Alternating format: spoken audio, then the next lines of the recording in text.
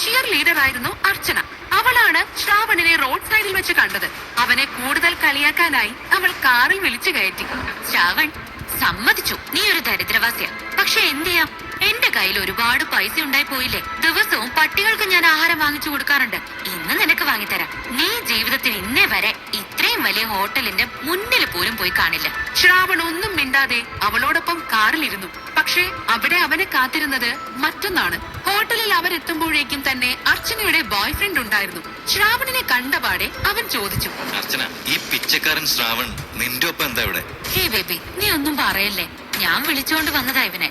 ഇരിക്കടാ, ഇവനും അറിയണ്ടേ നമ്മളെ പോലുള്ള പണക്കാർ എന്തൊക്കെയാ കഴിക്കുന്നതെന്നും കുടിക്കുന്നതൊക്കെ. പിന്നെ ഇവനൊക്കെ മനസ്സിലാക്കണം, ഇവന്റെയൊക്കെ ഒരു മാസത്തെ ശമ്പളം കൊണ്ട് ഇവിടുത്തെ ഒരു ഡിഷ് പോലും കിട്ടില്ലെന്ന്.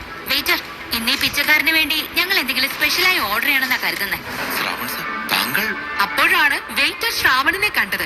ശ്രാവണിനെ പെട്ടെന്ന് കണ്ട ഞെട്ടലിൽ വെയിറ്ററുടെ കയ്യിൽ നിന്നും ഗ്ലാസ് താഴേക്ക് വീണു. ശ്രാവൺ അയാളെ നോക്കി ഒന്ന് തലയാട്ടി. അയാൾ അവിടെ നിന്നും പോയ ശേഷം അർച്ചനയും കാമുകനും ഒന്നും മനസ്സിലാവാതെ അങ്ങോട്ടും ഇങ്ങോട്ടും നോക്കി. അവിടെ എന്താണ് സംഭവിക്കുന്നതെന്ന് അവർക്ക് മനസ്സിലായില്ല.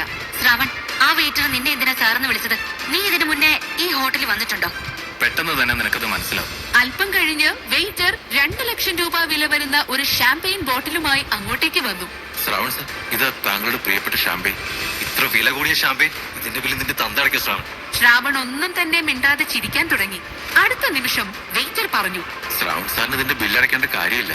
എന്നുവെച്ചാ ഒരു സമോസ കഴിക്കാൻ പൈസ ഇല്ലാത്തവന് വെയിറ്റർ എന്തിനാണ് 2 ലക്ഷം രൂപ വില വരുന്ന ഷാമ്പെയിൻ കൊടുത്തത്? അയാൾ എന്തിനാണ് അവനെ ശ്രാവൺ സാർ എന്ന് വിളിച്ചത്? എന്താണ് ശ്രാവണിന്റെ ശരിക്കുള്ള കഥ?